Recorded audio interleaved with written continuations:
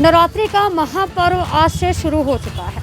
आपको बता दें कि आज से लेकर 25 अक्टूबर तक देश के अलग अलग हिस्सों में जो ये नवरात्रि का महापर्व है बड़े ही धूमधाम से मनाया जाता है। इस बार भी मनाया जा रहा है, लेकिन इस बार जो अंदाज है वो बहुत ही अलग है, क्योंकि इस बार पूरे देश पे कोरोना का कहर छाया हुआ है और यही वजह है कि हर जगह कोरोना का कहर है वो लगातार हमें दिखाई भी दे रहा है। इस समय हम अंधेरी में स्थित है, मोगरा विलेज में भी स्थित है। आपको बता दें कि ये यहाँ का सबसे मशहूर पंडाल है और यहाँ पे हर साल बड़े ही धूमधाम से देवी माँ की स्थापना की जाती है और बड़े ही परंपरागत तरीके से इस त्यौहार को लोग धूमधाम से मनाते भी हैं। लेकिन इस बार कोरोना का जो कहर है वो त्योहारों पर भी दिखाई दे रहा है। यही वजह है कि इस बार जो पंडाल में माता जी को तो स्थापित किया गया है, लेकिन एकदम ही आप देख सकते हैं एकदम सादे सिंपल तरीके से यहाँ पे व्यवस्था की गई है। और साथ ही साथ आप यहाँ पे खुद देख सकते हैं कि किस तरह से कि यहाँ पे जो सजावट है वो सब चीज़ें हैं, पंडाल भी बनाया गया है, पर यहाँ पे लोग नहीं है। यहाँ पे जो लोगों की संख्या होती थी हर बार वो इस बार नहीं है। और आप देख सकते हैं कि किस तरह से जो हमारी जो परंपरा होती है लोग उसको फॉलो कर रहे हैं। उसको फॉलो करते हुए यहाँ पे ये पंडाल स्थापित किया गया है। इस पंडाल में देवी माँ की स्थापना की गई है और हर बार किया जाता है, लेकिन इस बार वो धूमधाम वो जो नज़ारा होता था वो नहीं है, बहुत ही फीका है। और इस बार जिस तरह से जो गरबा का महत्व है वो भी नहीं रह गया है, क्योंकि जब देवी माँ का ये 9 दिन का पर्व जब स्टार्ट होता था तो सबसे ज़्यादा लोग गरबा खेलने के लिए यहाँ पर 9 दिन तक लगातार इकट्ठा होते थे। यहाँ पे लोगों की भीड़ होती थी और बड़े ही धूमधाम से यहाँ पे गरबा का आयोजन भी किया जाता था। पर इस बार यहाँ पे गरबा का आयोजन नहीं किया जाएगा। यहाँ पे व्यवस्था की जाती थी हर बार, इस बार भी की गई है, माँ की स्थापना की गई है, लेकिन गरबा का आयोजन यहाँ पे नहीं किया जाएगा और बड़े ही सादे तरीके से इस बार ये नवरात्र का पर्व मनाया जाएगा। हमारे साथ में यहाँ पे कुछ लोग जुड़े हुए हैं, हम उनसे जानने की कोशिश करेंगे कि उन्होंने कैसे ये पूरी व्यवस्था की है और किस तरह से यहाँ पे वो देखभाल कर रहे हैं और किस तरह से यहाँ पे इन्होंने जो व्यवस्था की है और क्या क्या इन्होंने यहाँ पे किया है उसके बारे में जानने की कोशिश करेंगे। सर, सबसे पहले आपसे जानने की कोशिश करेंगे कि यहाँ पे आपने क्या व्यवस्था की है और किस तरह से ये जो हर बार नवरात्रि का पर्व होता था बड़े धूमधाम से मनाते, तो इस बार क्या ऐसा है कि आप लोग नहीं कर रहे ये सब चीज़ें? पहले तो आप लोगों को नमस्कार कि आप लोग ये हमारे मंडल का कवर करने के लिए आए। जैसे हर साल आपने बताया कि हम लोग बड़ी ही धूमधाम से करते हैं, जैसे कि हमारे 30-35 साल हो गए हम लोग यहाँ पे करते हैं। तो यहाँ पे देवी माँ की मूर्ति तो रखना ही है, स्थापना है, पूजा भी हो गया, सब है। दिन में हमने बहुत लिमिटेड लोग रखे हैं। शाम को आप आएंगे तो आपको यहाँ पे एक सैनिटाइज़र का स्टैंड मिलेगा, वो स्टैंड की सुविधा करा रहे हैं। और यहाँ पे प्रसाद देने के लिए सिर्फ एक व्यक्ति बैठेगा, बाकी के सोशल डिस्टेंस मेंटेन करके। जैसे आप देख रहे हो ग्राउंड है, यहाँ जगह की कमी नहीं है, गरबा खेलना नहीं है, डांडिया वांडिया खेलना नहीं है।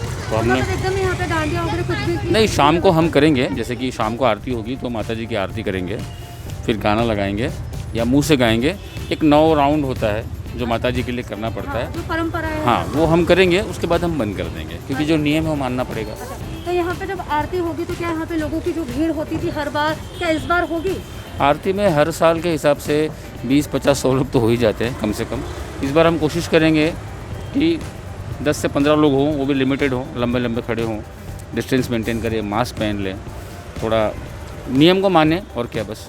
तो यहाँ पे आपने क्या क्या व्यवस्था की है, जिससे अगर लोगों की भीड़ हो तो किस तरह से आप हैंडल करेंगे? व्यवस्था कैसे की? देखिए, कोई ना कोई 1 या 2 या 4 आदमी, जैसे कि लोगों की कमी नहीं है अभी भी, लेकिन हम खुद जानबूझ के कम बिठाते हैं। 1 या 2 लोग यहाँ बैठते ही हैं। जैसे अभी कोई पैर पड़ने आया, दर्शन लेने आया, तो 1-2 लोग हो गए। जहाँ 2 से 4 होते हैं हम उनको रुका देते हैं कि इन 2 को पहले आप जाने दीजिए, फिर आप आइए।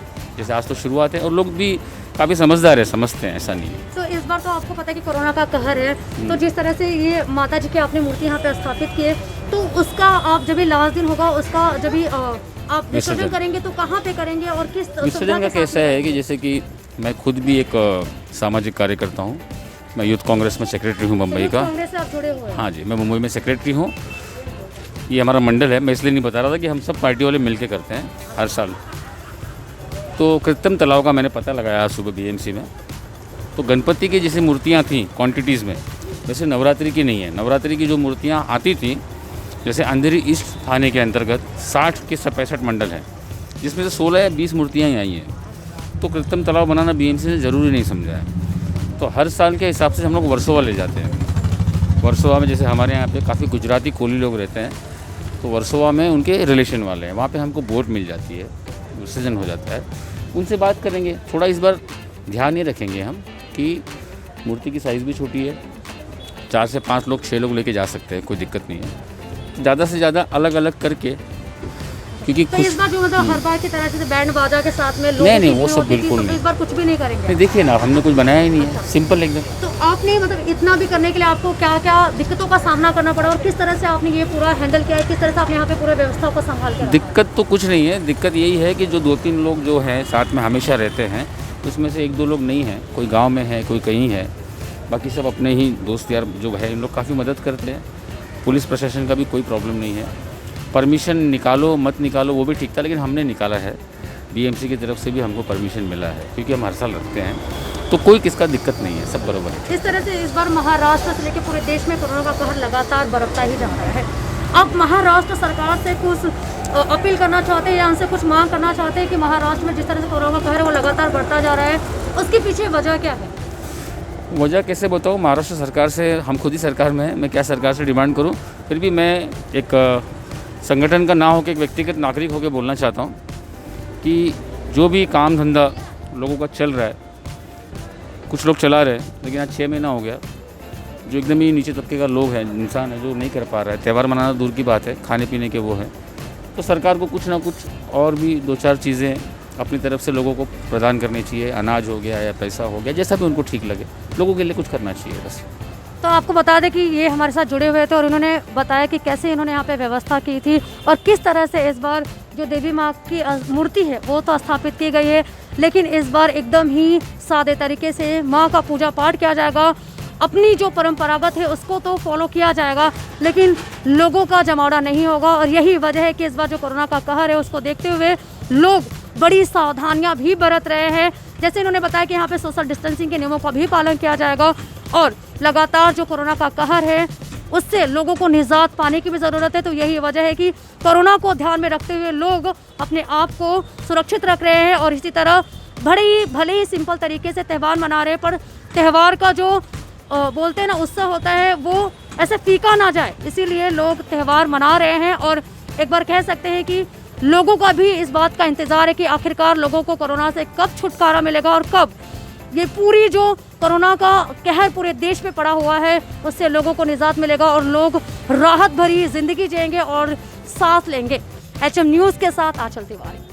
अगर आपको हमारी न्यूज अच्छी लगे तो वीडियो को लाइक करें, चैनल को सब्सक्राइब करें और बेल आइकॉन दबाना बिल्कुल भी ना भूलें, जिससे कि आपको देश और दुनिया की सारी खबर मिलती रहे।